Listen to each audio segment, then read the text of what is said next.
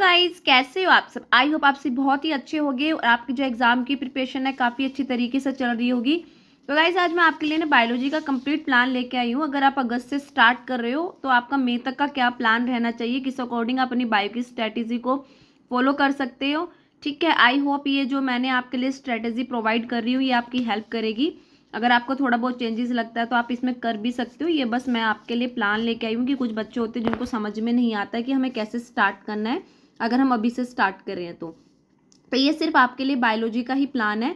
यहाँ पे हम बात करेंगे कि अब आपका देखो अगस्त से जो अक्टूबर का मंथ है उसमें आपका क्या प्लान रहना चाहिए। देखो सबसे पहले आपका गोल है कि आपको फाउंडेशन बिल्डअप करना है और इसमें आप कंप्लीट करो अपनी एनसीईआरटी को। आपके जो पीवाईक्यूज हैं सारे के सारे क्लास 11th के चैप्टर्स हैं उनको आप अच्छे से कर लेना। ठीक है, सबसे पहले आपको 11th क्लास है उसकी एनसीईआरटी कंप्लीट करनी है, अपने पीवाईक्यूज करने हैं और हर एक चैप्टर के साथ साथ उनकी क्वेश्चंस प्रैक्टिस भी करते हुए चलना है। ठीक है, अब यहाँ पे आपके जो चैप्टर्स रहेंगे 11th के लिविंग वर्ल्ड चैप्टर है, biological classification, plant kingdom, animal kingdom, morphology of flowering plants. और आपको पता ही है कि मॉर्फोलॉजी ऑफ फ्लावरिंग प्लांट में कुछ न्यू फैमिलीज एडिड हुई है, उनको आपको करना है। एनाटॉमी ऑफ फ्लावरिंग प्लांट है और जो स्ट्रक्चर ऑर्गेनाइजेशन एनिमल्स है जिसमें आपका कॉकरोच वाला पार्ट है और साथ के साथ आपका फ्रॉग है वो भी ऐड हुआ है, ये वाला भी आपको अच्छे से करनी है। इनकी अच्छे से एनाटमी है, रिप्रोडक्शन है, डाइजेशन है, सब कुछ अच्छे से कर लेना इनका।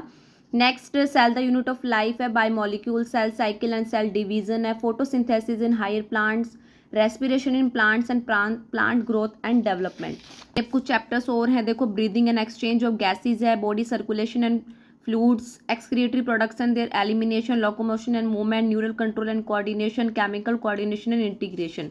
तो ये कम्प्लीटली आपका 11th का चैप्टर है सारे के सारे जो आपको अक्टूबर तक कंप्लीट कर लेने हैं अगर आप अगस्त से स्टार्ट कर रहे हो तो। और आपके जो वीकली टारगेट रहने चाहिए उसमें आपको 2 चैप्टर्स है वो पर वीक ज़रूर करने हैं। ठीक है, और इसके साथ साथ आपको एक पीवाईक्यू का सेशन भी करना है जिसमें आपको पीवाईक्यू प्रैक्टिस करने पर वीक और एक एनसीईआरटी का रिलेटेड आप टेस्ट दो। ठीक है, वो पर वीक आप करना।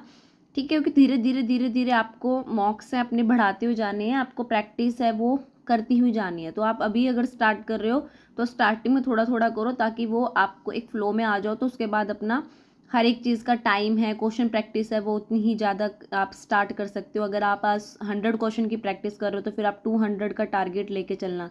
ठीक है, और हमेशा टाइम है, टाइमर को लगा के ही अपनी क्वेश्चन प्रैक्टिस करनी है आपको।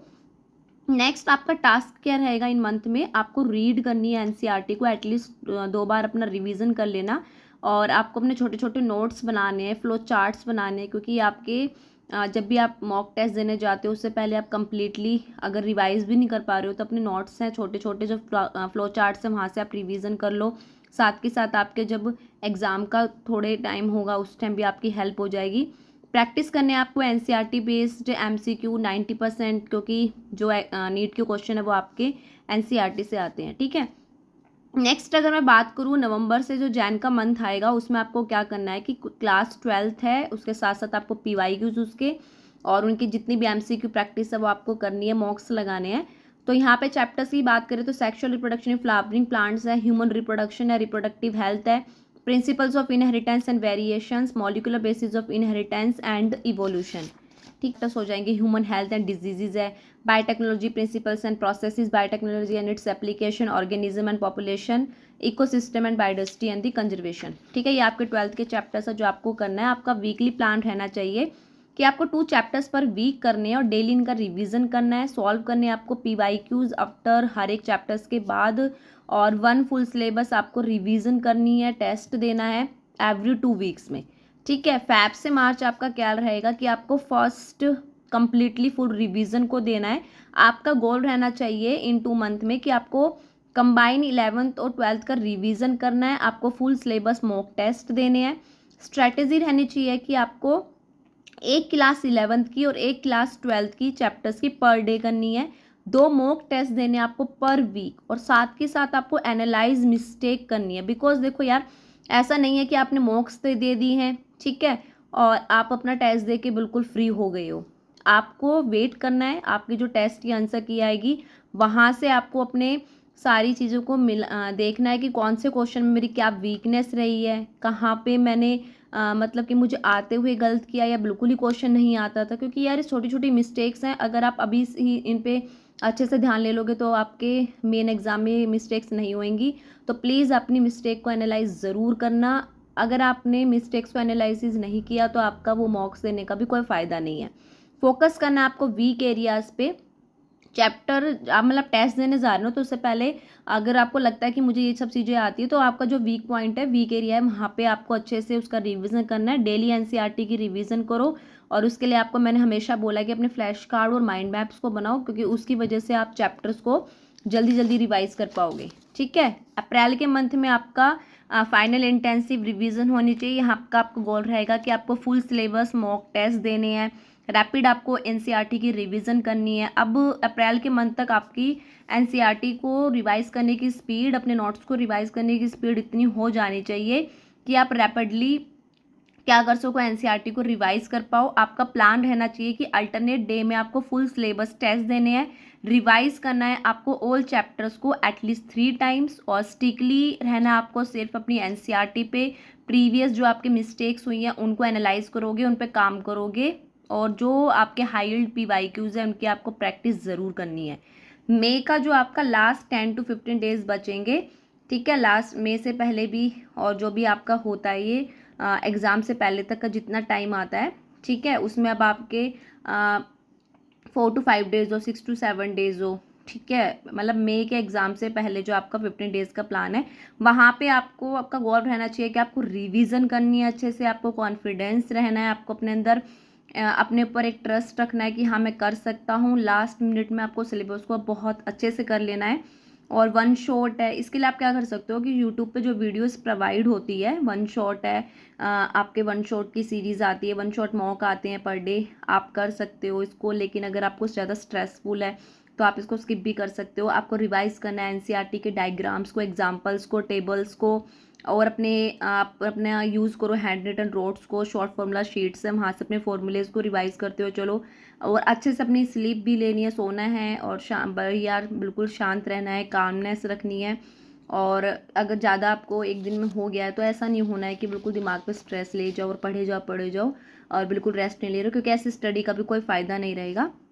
अगर रिसोर्सेज की बात करें तो देखो यार, आप एनसीईआरटी की बुक्स है 11th-12th को, उसको आप बहुत अच्छे से करना है। आप एमटीजी फिंगर टिप्स है उसको यूज़ करो क्वेश्चन की प्रैक्टिस के लिए। प्रीवियस ईयर के लिए आप लास्ट 10 ईयर के क्वेश्चंस करो। नीट के आपको मॉक टेस्ट सीरीज आप ज्वाइन कर सकते हो, या तो एलन आकाश एनटीए के द्वारा प्रोवाइडेड होती है, पीडब्ल्यू, ठीक है, मतलब बहुत सारे प्लेटफॉर्म है जहाँ से आप अपना क्वेश्चन प्रैक्टिस कर सकते हो, अपने आप जाके मॉक्स दे सकते हो, ठीक है।